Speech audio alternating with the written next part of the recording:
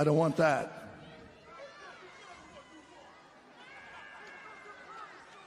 I want your soul.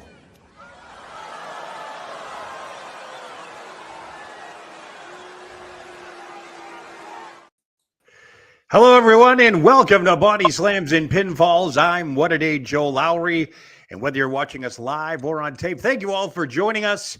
While you're here, hit that like button for me. That would be greatly appreciated. And today we're talking about perhaps the most confusing segment to grace the WWE. It had the internet talking about it, some positive, not so positive. And of course, I'm talking about the Rock segment on Smackdown from this past Friday night with the American Nightmare, Cody Rhodes. And with me here to discuss right now, two, soon to be joined by three people from different avenues of the world of professional wrestling. First up, our guest of all, jack of all trades, master of none. She is from the Acknowledge the Dynasty podcast. Let's welcome to the show, Miss Monty. Welcome. Hey, everybody. Hey, everybody. I'm ready to get this started. I actually just got done watching the segment again. Oh, wow. Okay. Let's go. All right. You're all caught up to date. That's great. Mm-hmm. And of course, you can find these folks on their podcast on X Spaces on Wednesday and Fridays. And she is the co-host of the Yeet podcast on Thursday on X Spaces. Let's welcome the final boss lady. Hello. I'm super excited. I love The Rock, so I can't wait to talk to you guys. You love The Rock. Well, I do. Okay. All right. So that's why we got you. We should be joined momentarily. I just got a text from Kevin Kellum, Q101 FM's great. He's actually on a sports key to call right now. He's jumping off, so he should be joining us. But let's get this thing started. I played it at the beginning. The bottom line, the 12 to 15 minute segment by The Rock was captivated some people. The crowd was so into it. But the bottom line is that The Rock wants Cody Rhodes' soul. Monty, I'll start with you. What did you make of all this? Well, I just want to say this. What I felt in the beginning when, of course, I was at Bad Blood in 2024. Okay. And when he came out, it was a shocker. But when he came out and he did the 1, 2, 3, and then he did the motion with his neck. Yep. The first thought in my mind was, okay, well, what are we doing? What's going on? Is he going, like, obviously what's going on? You're trying to decipher it and figure it out. Right. And basically what I've always understood is he's going to go after Cody first. Okay. Now, what I assumed was going to happen was it was going to be Cody versus Rock at Mania 41. Yeah. But this is a twist. Now, the thing I always say is this, is I'm one of these people who, if you've ever been on our live streams, if you've ever heard me, I've said it over and over again since December, this does not feel right. Like something is off with this. When he came out during the first episode on Netflix, and he said, he was giving Cody his praises and everything, and I'm going, something is off. What is going on? Right. And then, of course, you watched him on NXT, and he said he's 20 steps ahead. This is 20 steps ahead. So instead of going after him in a match, to me, I'm over here and I'm going, what better way than to get somebody on your side? Okay. Than by just being the person's best friend and then twisting them and turning them into what you used to be. Right. Okay. That is the first time I've heard that take. I've had a lot of people's opinions. Let's go to final boss lady, final boss. What are your thoughts? The Rock wants Cody's soul. Where are we headed with this? Yeah. So I love the segment. I thought it was very well done if you understand where they're going with it. Okay. If you look at it just at what it is and not dig a little bit deeper, it's weird, it's confusion, it's long drawn out, it's kind of twisted, and it has weird lines in there, and it doesn't come off as great. But if you actually know the story, it's actually ingenious. At least for me. And I was first shocked that people on X didn't understand where they were going with it. that line where I want your soul, was it the best line? No. But that line was put in there so that we, the fans, we, the audience, know where they're going with the story. They try to make it as obvious as they could. Right. They're basically saying like, hey, you owe me, Cody. Roxanne, you owe me. I used my power at TKO to change WrestleMania last year to give you this opportunity. I can take you where you've always wanted to be because you've been fighting and clawing your way up. Right. Since day one, since he was in Legacy, he was Dashing Cody Rhodes, he was Stardust. And he went on the Indies and AEW. Now he's back. You've been clawing your way up. I can just put you in a rocket and take you there. Right. Well, in order for me to go ahead and do this, you're going to have to listen to what I say. You're going to do as I say, and I'm going to run you. You're going to be my champion. I'm going to run you. You're not going to be the champion of the WWE universe anymore. You're not going to be the guy that everyone loves. You're going to listen to me, and I'm going to be your boss. And I love the idea of it. It's giving Mafia final boss vibes. Yeah, he's been final boss character. It's like he's the last, option around. He's with TKO. That's his final boss character. But now he's turned that into a Mafia boss character. We're officially seeing it now on screen. So for me, I love that. Based on his press conference, it might not be a him and Cody match. I think that swerved. I think the initial plan was for them to have a Cody and Rock match. We saw that after WrestleMania, and he said, "Let me hold your title." That was the foreshadowing of them having that match. And then things changed, and now he's going to be involved with Cody, but he's going to be more of a twisted manager role. The segment, again, going back to the segment, it was long because yes, they want the audience to get it, and also because it's The Rock and he's, a big ratings guy. But also was to convince Cody, like, hey, I had this information on you. Our moms are friends. Remember when we were backstage at the Raw debut on Netflix, we were drinking and talking, we were texting, he was giving gifts. All about the tequila. Right. And they're using that to convince Cody and to explain why The Rock was nice to Cody last month during the Netflix debut. So they kind of explained all that in this one segment. They also explained back during WrestleMania, the Raw after WrestleMania, why Rock came out there and said, our story is, beginning, don't break my heart again. This is all tied into this segment where you don't want to break his heart again because this is an offer. Don't break his heart by denying the offer. This is all tied into this segment. And I thought it was very, very well done. Okay, so with that being said, the Rock's promo did leave the viewing audience, I think a lot of people at the live audience, a little bit confused. I mean, we're almost a week out. We're dissecting this promo. He wants Cody's soul. He wants an answer at this weekend's Elimination Chamber, PLE. The only answer I've seen so far is that he's moved the ratings needle for the blue brand. As we know, 1.7 million people tuned in to see the final boss on SmackDown. By the way, that is the highest viewership for SmackDown since September of 2024 when USA landed the show to begin with. With that being said, where do we go from here? What is the next step for The Rock and Cody Rhodes to try to steer the ship and make everybody aware of what's going on? I understand the deep thoughts. I understand the fact that we got to go back, as Monty said, we got to go back 20 steps or forward 20 steps. But when you try to convey that to a television audience, it can be a little bit confusing and rather not entertaining. Monty, I'll go back to you.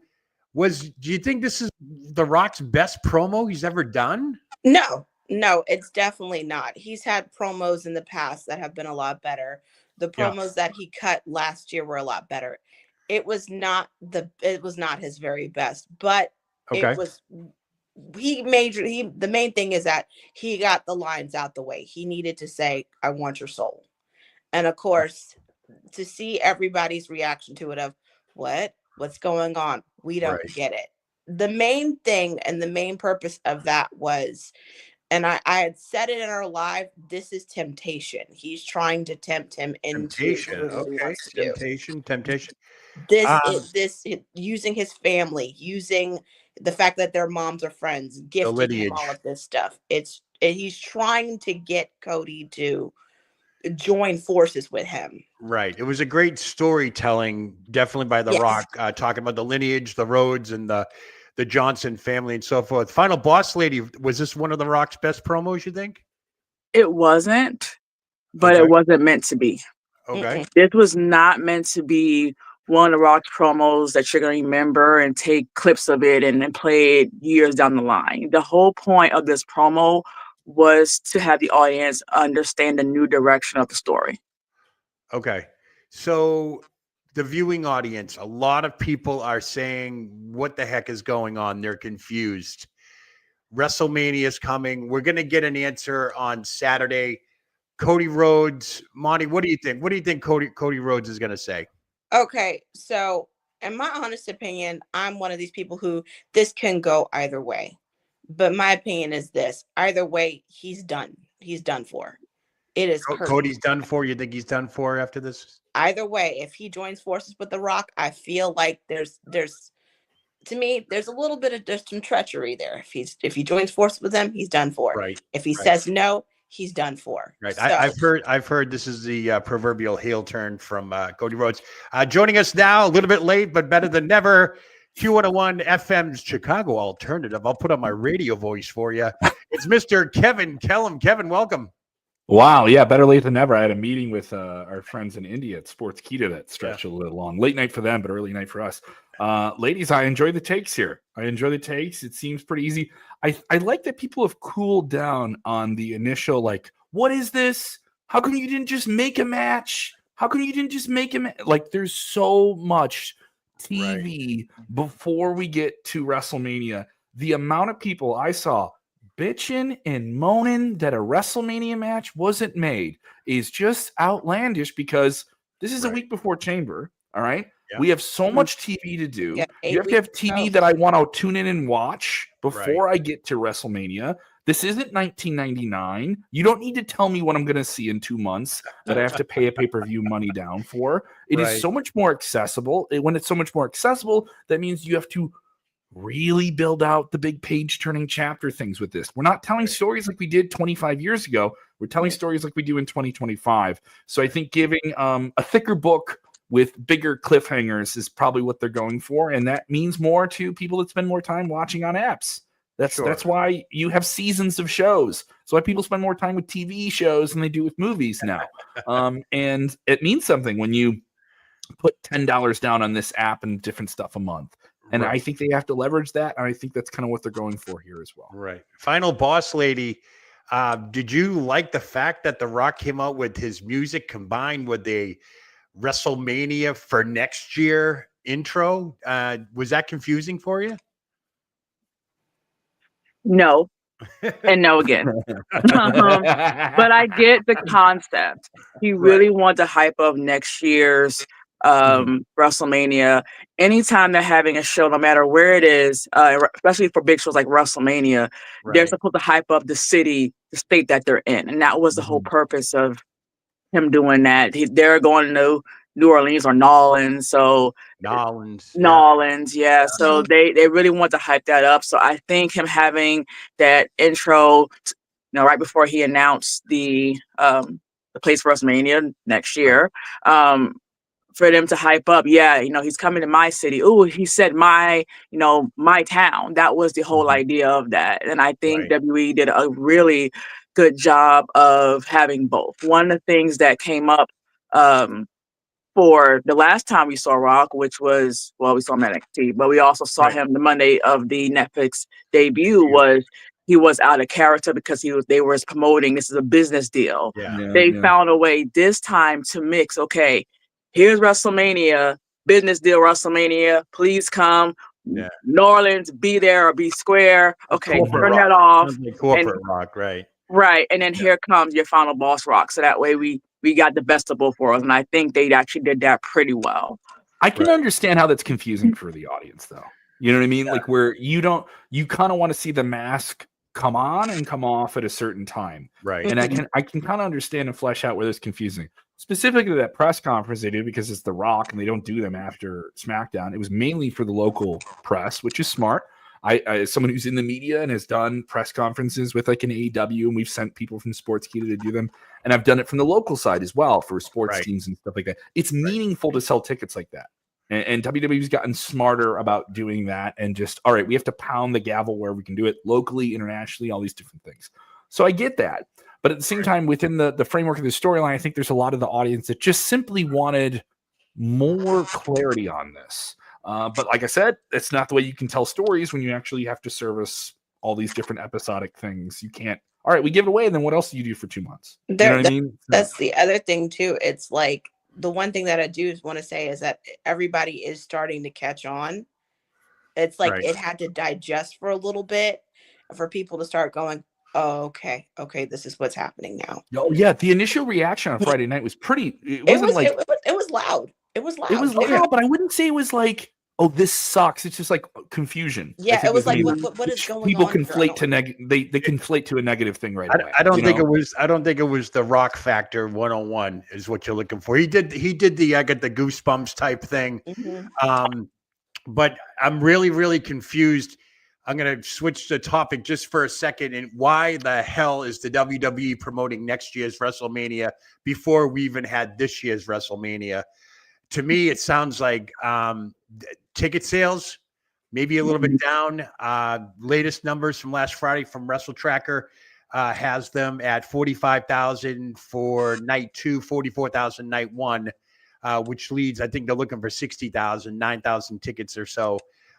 So, they'll bump that up when they go live. But why in the world, Monty, I'll ask you first, why in the world is the WWE, and more specifically The Rock, making this announcement for New Orleans next year? Oh, well, they got to get us ready for next year. The Super Bowl was actually 2 weeks ago. And so they're trying to get through this year first, though. It's like, it's inflation. Exactly. And if you look at the prices of WrestleMania tickets for ringside, it's like $21,000. And I looked at somebody and I said, those you are get a mortgage a house for that. Yeah. They're expensive. So it's to get people more hyped up. It's like, if you didn't go to WrestleMania 41, you can go to 42. Yeah. Final boss lady, what do you think of that? Yeah, I agree with everything that you and Monty said. It's for ticket sales. The initial price for this year's WrestleMania for ringside was actually $50K. That's just nuts. Right, and then they were selling farther back seats for like $15,000, $10,000. That was the initial, and they put it because one, the location is in Vegas, so it's. And also, we thought we were getting Rock and Roman. We know it's going to be Cena's last. So, the star power was there. The city was right. So, the prices was just sky high. And then things changed. And now we're not quite sure what matches we're getting, besides really 2 of them. The 2 that we have, they're good, but they're not $50K good. They're not really worth what we want to pay. Yeah. And I'm not saying that they're not going to be good matches, but these are matches that you can see at like another PLE for like half the price. So they're not WrestleMania worthy yet. Now, granted, we don't have all the matches yet for Mania, but I mean, that's kind of where we are. Anytime WrestleMania comes, where people are buying combo tickets, they're flying out. I'm on the East Coast, because I will have to fly over across the country to the West Coast to see this year WrestleMania. That's time off work. That's travel and expenses. The hotels near the area, because of where it is going to be the cost of like a PLE ticket for like a night or 2. So so them announcing this early, which usually they announce it the day after WrestleMania. Yeah, usually, or they announce it during WrestleMania. Yeah, I guess it's to try to kind of pitch and see where they are for sale, to know, do we really need to add this match? We need this bill, because this year they assumed, so they just took it up here as far as prices, and then now we're like, are we going to be able to sell it out this year? So it was just a move more so financially for them. Kevin, I'll switch over to you now. Promoting next year's WrestleMania before this year's, did you get a little taste that it might be like a little bit AEW-ish? No. Where they're just like pushing next year before this year. And going back to Final Boss Lady, what she was saying as well, we don't even have the full card for Mania this year. People have bought their tickets Honestly, in their hotel. Joe, WWE is above all that. And Okay. here's a factor of it. They are on a different level. This isn't even a fair comparison. No, I totally get that. But didn't you get that taste that they're promoting something that's so 14 months away? No, this is no different than the Super Bowl. We know where the Super Bowl is going to be for the next 2 years. This is an event that they're going to sell multitudes of millions of dollars of advertising into. So it's also for advertisers. Maybe there's an advertiser that said, hey, we're going to hold off on buying X, Y, and Z box seats, X, Y, and Z mentions. People talk about, oh, this is the most blockbuster. It's the advertising.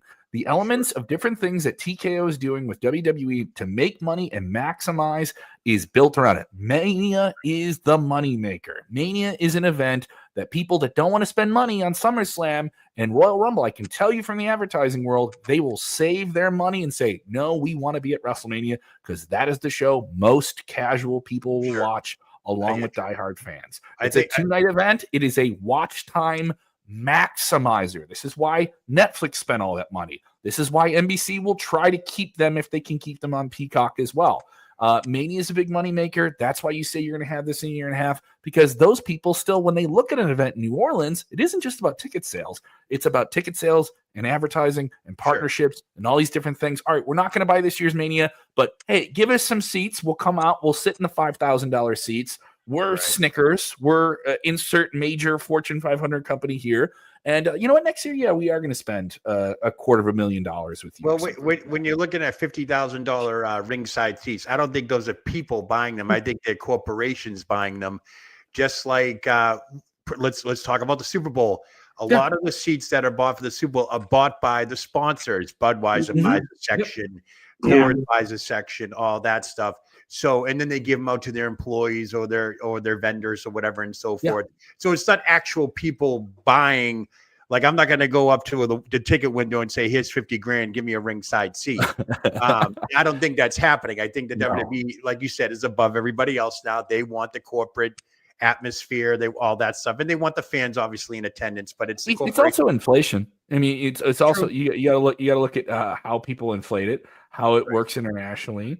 All right, so we know if we announce this now and we can sell X, Y, and Z before the end of 2025 for an event in the next year, then we're ahead on that and we can do this. So it's also spinning a ton of plates. They're going to go to Saudi Arabia with Royal Rumble. That's going to upset some people. All right, let's get ahead of that and tell you we got a big Mania for you here in the United States. You know, I think it's another factor because that's going to aggravate fans that want to go to those things and want them just to stay in the continental United States and North America. You know. What do you guys think of this comment right here from TFPTJ? The title will become his soul. He already alluded to it on Friday. In KO's mind, the title changed Cody. Oh, we got a Kevin Owens reference and all this. And a man's soul can alter behaviors when in certain situations. Again, I'll go back to you, Monty, Final Boss Lady, Kevin. Is this the beginning of a heel turn for Cody Rhodes? Monty, I'll start with you. Yes. Okay. Definitely. Yeah. Final Boss Lady, you think same thing? Yes. It is. It's a way to have Cody become heel, but not do it on his own. He now has the backing of someone, and they're going to twist it to make it look like, he's the poor baby face that's being bullied by The Rock. And then it gets to his head, the pressure, the intention. And then that's when you have the more edgier Cody, which will eventually lead to that heel Cody. We saw just a little glimpse of it actually this past Monday. During that segment with him and Seth Rollins, and he brought up everything, what I said earlier, he said he'd been clawing and scratching and he can just find the ticket just to get there. So those are the seeds that are planted to what's to come. And I actually love it. Kevin, heel turn for Cody, is it inevitable at this point? I'll do the dissenting thing here. Who is the babyface that will replace him? I don't see that person. Right. Seth I don't Rollins see the hero to come in and take that spot. If Randy you open Orton. up a spot, I don't see that person. I don't see them. What about Randy Orton? RKO Randy Orton. No. Here, I don't see a babyface who's the franchise player, who's not a featured guy, who's not a part-time guy, who's going to be there week to week. Don't tell me it's Roman Reigns, because he's not going to be there week to week. Don't tell me Roman Reigns is going to be the lead babyface in the company, because he's not a babyface. He's still a tweener. He's still throwing the ones up. He still doesn't apologize to his family. He's still not vulnerable. He still is hubris. He still has his head stuck up his own ass. That's how he's the one true tribal chief. That's his character, right? He has no connection with everyone. Everyone praises him, and that's what keeps him entertaining. I don't want that to change. With Cody, the idea of a moral compass swinging one way or the other is compelling. This is a lot more compelling on right now where we stand on a Wednesday a week after this, when we're going to see where he's going to go down this path. Almost him being the champion who feels he has to do this because it's like, oh, I got to do this because it's the most I can do. When it's, I think this compelling, and he's a guy who can pull this off. He can be, I will say this, he can be the most money-making in-between character we've ever seen. And Cody's already proven he can do some things you don't think on paper he can do, character-wise. WrestleFaith chiming in here. Two roads presented. Sorry, I could not travel both. The road more traveled leads to demise, and the road less traveled leads to demise. No matter the choice, he will meet his demise, regret, and doubt. Boy, that's deep. That's deep stuff here. I got to tell you. So what are we looking at now? We get the answer from Cody on Saturday. What's the next step? Are we going to see more of The Rock? Final boss lady, I'll start with you. We're going to see more of The Rock after this to substantiate this storyline? Yeah, and then before I answer that question, I just want to respond back to what Kevin said. I mean, it's going to be a way to give Cody that heel turn that we've been talking about for months now. But it's also the way to kind of switch that back later on down that story and have him 100% with that. Yeah, and have him be that baby face that not everybody buyed who wasn't already a Cody fan, because it's him, taking over this extra heel Rock and whoever else Rock's bring with him on his team. If he brings anybody else, right, he's gonna come out and be in this strong baby face, like, hey, I fought The Rock. Same story we saw with Seth Rollins and Triple H, that he was the Kingslayer at the end. Okay. So it's basically the same idea. It's a way to get to Rock versus Cody if you can't do Rock versus Cody now. Or just to have him be that more over baby face at the end. That's what they want to go ahead and do. All right. Let's another thing is, like, Cody's still way over. This illusion that Cody isn't like still a guy that people pop for. I think let's get out of the internet bubble for kids. Yeah. For when I go to these shows, he's their guy. Like he's John Cena 20 years ago. In terms of like the dudes and people over the age of 20, 25 who are just lifelong fans who love it or eat it up, who are the podcast crowd. For the casual fans, Cody is the guy. Like he's their guy, and he's the guy who's there all the time. You're gonna have this mixture of the part-time people that come in, but I don't know if they want to burn that bridge with those type of fans too. So Monty, let me ask you, who does Cody face at Mania this year? Yeah. Okay, so I have sat on this for a minute or two, because for me personally, I look at it from like every perspective you could possibly look at it from. Okay. But I will say this, in my opinion, I think it's Drew. Drew McIntyre. I think it's Drew, because The Rock he gave Drew his sword back. They have had those little segments on Instagram backstage. Okay. I feel like Drew is that person that's going to face him that's going to face him. I think that he's going to be the winner of Elimination Chamber, and he is going to be the one to do it. Now, as a wild card, it would be interesting if it's CM Punk. Oh, okay. That's the direction I was going, but I think it would be really interesting if CM Punk became that corporate champion, but it would be a good plot twist, in my opinion. Final boss lady. What, do you agree with Moni on that? Drew McIntyre possibility, wild card CM Punk for Mania for Cody Rhodes. I feel like Punk is going to be. It's going to be Punk. Okay. Punk got hurt last year, so he didn't get a chance to headline WrestleMania. Okay. Punk is Phil. We know how Phil is. He's headlining this year's WrestleMania. Oh, she ain't gonna see Punk anymore. That's just how Punk is. I'm sorry. I see. Go ahead, keep going. Then again, as far as storyline roles go, I mean, he had this whole thing with Favor with Paul Heyman. I mean, they can tie that into, this Rock Moth, favor, yeah. group and tied in with Cody. So it makes sense. I mean, but Drew also had a piece in there. They had Drew out as a hitman, so maybe he comes down it later. But I feel like as far as the immediate future it's going to be CM Punk. Yeah, I like that road too. Kevin, you look like you're ready to jump through the roof here. What do you think? I'm in the city of Chicago. I will dare say the best pro wrestling city in the world. Right. I forgot about that. So maybe my biases and preferences are present as a fan, but also the money is there. Anyone who says CM Punk isn't way over, isn't listening, isn't looking at the merch, isn't looking at the lines. The casual fan loves himself some CM Punk. The diehard fan loves himself some CM Punk. I think CM Punk winning this, John Cena doesn't need it. The long haul with John Cena is something else near the end of this year. He needs to do something significant, I think, at WrestleMania. But I don't think he needs to be in a title match. And I think maybe getting near the end of this, all right, I'm done at the end of calendar 2025. Having him almost win near then it makes more compelling. Even if it's predictable, it's still compelling. It's a fun ride to go on. I think Punk winning, I love that idea of Drew McIntyre maybe being Rock's Drew McIntyre is a good thing. And obviously, if there is a title win for Drew McIntyre, he doesn't have to worry about somebody like winning Money in the Bank to come out and cash in, because we all know what happened at last year's WrestleMania where he won the title for 20 seconds. A couple of comments in here. Who is the perfect champion for the final boss? Who would be the most shocking person to align themselves with the final boss?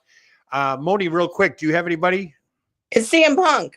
CM Punk. Punk that would be shocking. That would be really shocking. Final boss lady, do you agree with that? CM Punk? The most shocking? No, the most shocking will be put Cena aligned with The Rock. Oh, geez. Have him join the corporation with The Rock. Okay. I never saw it coming. Because it would turn everything upside down. This is Cena's last year. They're both Hollywood. They had that. Well, they did twice. The once in a lifetime, but it was actually twice in a lifetime. They had that. It's the end of that, I guess, trilogy now. It would be the ultimate way.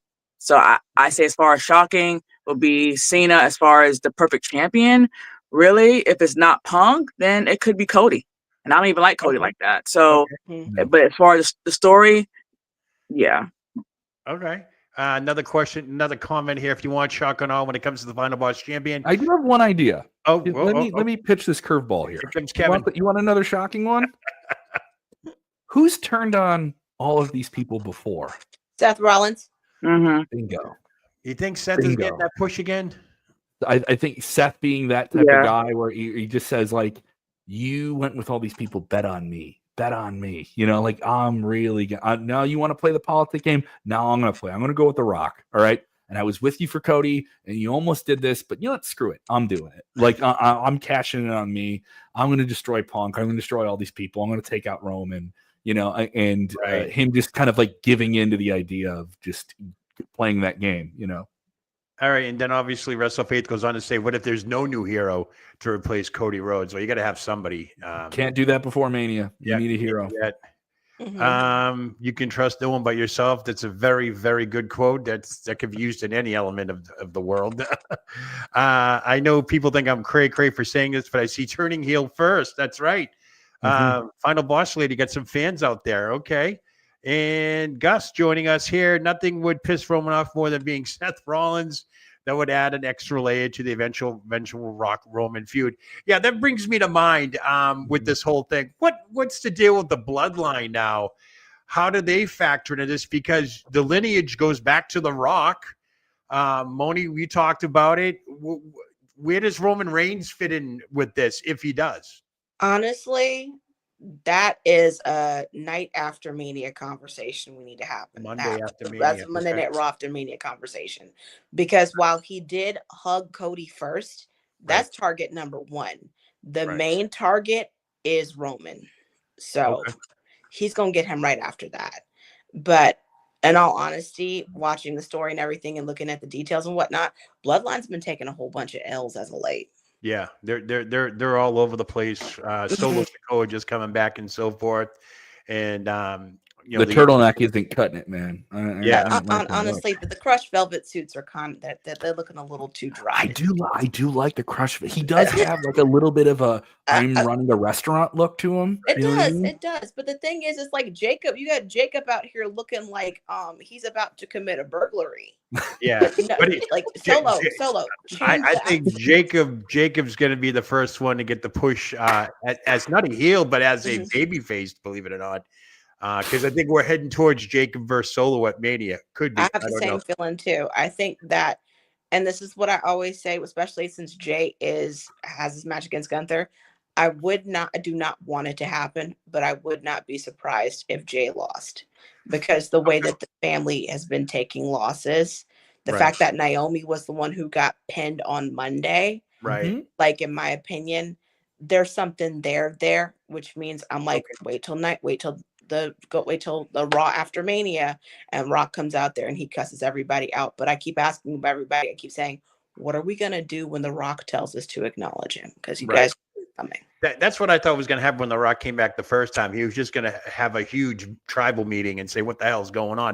Final boss lady, let me ask you, do we go back to the Bad Blood promo with Cody and Roman in the football field?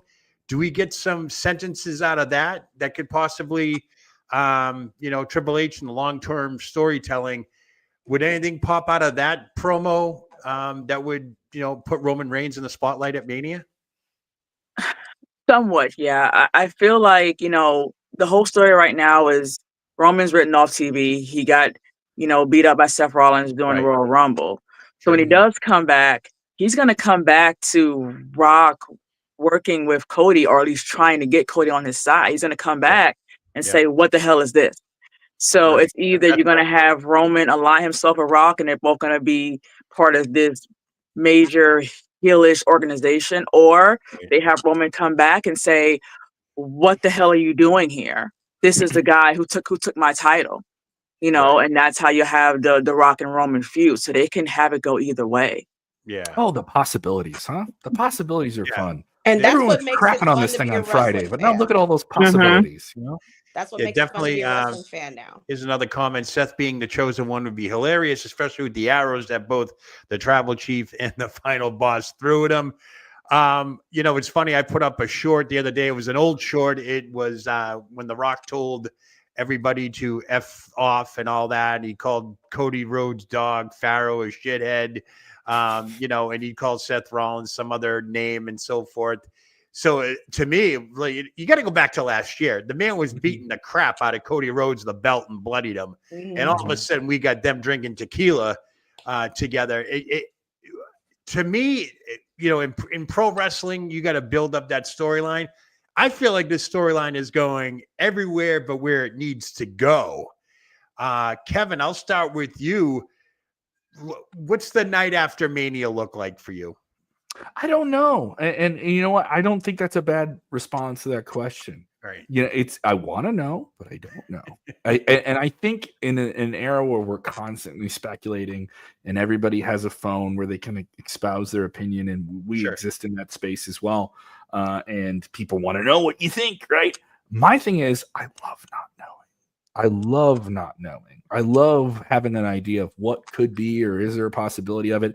But the idea that I think too many hardcore fans have, and I mean that not casual fans, but hardcore fans have, is it's not my prediction, so it's not good. And that isn't even almost what you want. It's not my prediction, so it almost isn't good. I want a good story. I agree with you. I think it's odd that they had a buddy Cody Rock thing, even though they probably would be. He's one of the biggest guys in the company. But there was no build up to that. There was no, but I don't want to see it. I just want to see them hate each other, and they hate each other. But like I said, the thing with Friday is, if you can't have Rock wrestle at WrestleMania, and you want him to be a supporting character, and he can get a little physical, right? And he has to do these movies. How do you balance a guy as popular as The Rock is, who anyone who says WrestleMania doesn't need him? BS. WrestleMania needs him because a lot of casual people will tune in and get a Netflix or a Peacock to watch him, right? Sure. That's the fact, right? Especially internationally. So you still need that, right? So how do you have him still be a part of this if he's not going to have a match? That's what I think they're trying to figure out. That's what I think what's the most compelling version of The Rock that we can have as a supporting character who doesn't have a match at this year's WrestleMania. What is the most compelling character we can have? And I think that's why they have them doing the final boss. I think they have them being, for lack of a better phrase, a modern day Mr. McMahon who can be a much more physically violent version of that. Right. Final boss lady, what do you think the Monday after Mania might look like? If in your eyes, what do you think might be happening? I think, like I said, I think Rock does that type of stuff. He'll be like a corporate goon. But go ahead. I'm sorry, I didn't mean to cut you guys off. I mean, it depends on if Cody retains or not. Yeah. And then you're gonna have now if he does retain and he joins The Rock, Right. you're gonna pretty much have a replay of what you saw this past Friday when it's gonna be them together, but them pretty much saying, Right. I'm a champion, and that's kind of where it's gonna be. I'm with The Rock. As far as what happened, the Raw Netflix debut, they're trying to now tell you this past Friday, Right. what you saw during the Netflix debut was not The Rock befriending Cody. It was a way to manipulate him to have him think they are friends, so that way he can be this character and he can basically run them. That's now the idea that they're trying to play. That's where they were going this past Friday. I just feel like the casual fan doesn't really get that, because you have to actually watch all these different segments to kind of understand where they were going. If you didn't see the debut on Raw on Netflix, you would understand what they're doing now. You have to kind of put those pieces together. So hopefully, as they build this, they will make it more clear so everyone, just not us big Rock fans, know where they're going, with that. I don't even think for Chamber that they're going to have Cody say yes right off the bat. They're going to play it out a little bit. You think they'll play it out? No answer. They're going to play it out a little bit. They're going to have Cody say no. He's going to come out and be a baby face and say, I'm not your champion. I'm their champion. I've always been the people's champion. Not the Rock People champion, but the WWE Universe champion. He's going to play that whole sting and dance. And then eventually you'll have him cave in, because he'll have Seth Rollins kind of smothering in the background and saying stuff to him. Don't join him. I mean, same mistakes I did, which is what you saw on Monday. And then eventually you'll have Cody join him. Now, I don't know if they're going to have him join him before WrestleMania or after. Yeah. I'm not quite sure. Yeah, we're almost 40 days out here with WrestleMania. Yeah, and it's so close. So that's the only that's the only bad part, is that we are now so close to it. Okay. I don't know if they can do it in time. That may be what you see the Raw after Mania, is to see Cody officially, join them, because he doesn't want to claw and scratch his way to keep retaining that title again. Sure. Moni, I'll go up to you now. Forget about the Monday after Mania. What about the Monday after Chamber? What do you think we're looking at? Do you think possibly a Roman Reigns sighting at Chamber throws a wrench into everything? Honestly, if Roman shows up at Chamber, I just need him to do one thing, and that is beat the brakes off of Seth Rollins and get his click back. That is the only thing I need him to do. Just cost Seth Rollins his qualifying match. Cost him. Just beat the brakes off of him. Have point CM Punk say, go ahead, take care of it, and pin him. And then we can go ahead and set that matchup for Mania. Now, I do agree with what Final Boss Lady said. They can prolong this out enough. Of course, we're 8 weeks away from WrestleMania. It's crunch time now. Yeah, we don't even have a full card yet, so we don't even know. Yep. So it just to build it and to keep building and building and building it. But I do feel like the second, and this is just my opinion, because they have been showing us glimpses of heel Cody. They've been showing us glimpses of it. My feeling is the second he loses that title, the second the hair goes black, the second he turns. So here's one for our Dynasty folks here. Funny little alternative theory. I want to throw it there as a swerve. What if it's Jay? He beats Gunther and comes out Monday and says, I did it for The Rock. Cue his father is saying there with Rikishi, I did it for The Rock, and joins Jacob and company. Kevin, what do you think of that theory? Your mic's off. Sorry. Yeah, but I mean, no, I don't. I could see Jacob really being an effective, enforcer in a new level, but it just seems like a rehash of something you've already done with Jacob now for the last year. And Jacob's already proven himself to be extremely charismatic. The 2 or 3 times they've given him a promo, it's you give this guy bullet points and he can run. Whenever you have that with a character that you can do live television like that, let me take this out of the wrestling space. You guys ever watch Saturday Night Live? Right? Yeah. Chris Farley, you could give him 2-3 ideas on something. I've talked to people that wrote for him. You give him 2 or 3 beats on something, and he is nailing it out of the gate and almost writing the rest of it for you as he's doing it. And Jacob is in that line. I've talked to people that have written for Jacob before on television and wrestling, and they speak to that like we haven't even seen the depth of what this guy can do playing this type of character, doing the big, outrageous, charismatic wrestler. You still need those guys. That is meat and potato wrestling. You need a legit trash talking monster, and he can do all of that. And I just simply think, connecting with The Rock would be a little bit compelling. I don't think you need to do anything with Jay. Jay's a smooth talking, believable guy who loves connecting with a wide variety of the audience. Jay is over like Rover with everybody. Yeah, way over. No reason. Yeah, no reason to change it. Imagine the final boss picks all you. How do you like that one? Ethan Page. Well, he did tell him he loved him. You might as well pick Ricky Saints while you're at it. No, here's the thing. I wouldn't rule it out. I wouldn't rule it out. I mean, I wouldn't rule it out. But also, like, his champion, his guys, is you want to do the same thing you did with The Rock, where you have these de facto representatives of the part-time guy who can't be there that everyone's still talking about. And, you can do that. You can have Rock's faction of chosen people. This is my guy. Are you my champion? Are you my women's champion? Are you my tag team? Are you Rock approved? Like that. It's truth, right? And it creates a compelling thing the way you did with the bloodline, whereas you're either with the bloodline or you're against the bloodline. You're either with The Rock or you're against The Rock. Here's a hot take.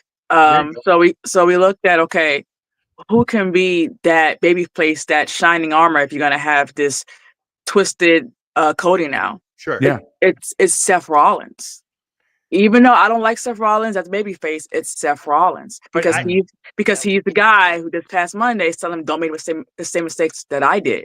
Yeah, right. But we also got the villainous Seth Rollins as well, because towards the end of that promo, he was like, "I'm still gonna do what I'm gonna do."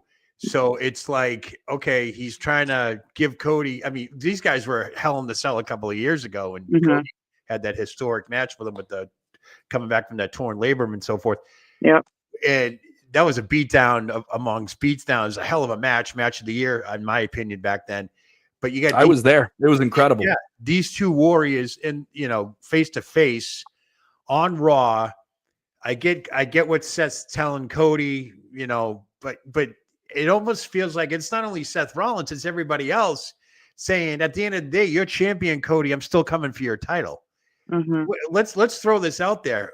Whether it's Rock and Cody and Seth or whatever, does Cody Rhodes lose that title at WrestleMania? Monty, I'll start with you. Yes. So he does lose the title at Mania. He does. That's my feeling of it. Okay. I So feel we're like going to he get does. another torchbearer for the company, so to speak. Final boss lady, do you think that's a possibility? Cody, whoever he faces at Mania, loses the title at Mania. Yeah, because they can. If he loses it at Mania, then your Raw after this year's Mania is him being upset that he lost, and then you have him, go ahead and go over with that Rock side now because he's not gonna scratch and claw his way back up all over again. Right. Okay. Yeah. All right. Kevin, what do you think? Cody versus whoever, does he lose the title? I don't see Cody getting out of WrestleMania with the title out of Vegas. But I also think even if that may feel predictable, it isn't a lock. It is not a lock. And the fact that we can guess about something and nothing the way we felt about Royal Rumble, it's going to be 1 or 3 guys, and they went the other way, and it kind of caught people off. And in the long run, hopefully it's beneficial. Haven't decided yet. I like that idea. I like the idea of Cody at this conflict. It makes it compelling. Is he going to go one way or the other? Even if he doesn't do that Elimination Chamber, does he do it at Mania? Please let Cody drop the title. It is time. That's my podcast sister. Sure. God bless you, WrestleFaith. But when I look at the tickets and I look at the metrics, who takes it from him that can sell those tickets the way he did? Right. Like, you don't have Roman. Roman's not a committed guy. I'm sorry. I'm not saying that to be critical. He's just not going to work live events. He's not going to be there the same way. The Rock isn't going to be there the same way. Who is that guy? It's somebody that's active, that's in the roster now, that's going to be there week to week and can take that torch and run with it. And do you want to do it with the villain, or do you want to do it with the babyface now? You did the babyface turn. You ended The Rock. You humbled him. You did all those different things. You had to do it. All right. Do you have to do it now? Is now the time? Very interesting, but I don't see Cody making out of Mania the champion. And also, he's a guy who can take a title loss. And it means something. We're talking about a world title change in a way that is much more compelling and much more meaningful and feeling like a milestone moment than we did years ago. Okay. Final question before we take off here. I can't believe we've been on this long. I didn't want to go this far, but hey, we got great conversation going here. Predictions for Elimination Chamber. I'm not talking about the matches. I'm talking about Cody's answer. Really quick, we'll go around the room. I'll start with Final Boss Lady. What is Cody's answer this Saturday to The Rock in his soul? No.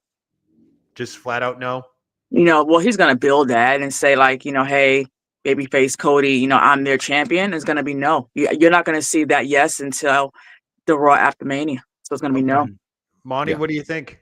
No, and then he gets beat up by the Rock's champion. So you think? So do you think that'll set up a Rock Roman showdown at Mania then? Not Rock Roman, Rock Cody. Excuse me. Yeah, no, I think he's gonna say no, and I think Rock's gonna say, "Well, you've broken my heart," and then his champion's gonna come out and beat the crap. My heart. Look at Final Boss Lady clapping down there. But Kevin, ladies, you've laid it all out. I think this is. Let me put this in. I always like taking out of wrestling terms, right? Because we get in our bubble. WrestleMania 40 was Star Wars. There was A New Hope. Oh goodness gracious! Now I have to. Now, I tried so hard not to make a Star Wars comment. All right, but I'll do it for you, Moni. That was A New Hope. That was blowing up a part of what you thought it was, right? But The Rock told you this is a much longer story. We're gonna really get some more depth to this. Right. This year, The Empire Strikes Back. You can join me. We could rule this all together. And he says no. The Empire Strikes Back. Rock mounts up a new faction. All right, Roman, you couldn't do it. You should have been the guy. All right, and then we go into New Orleans for the Return of the Jedi.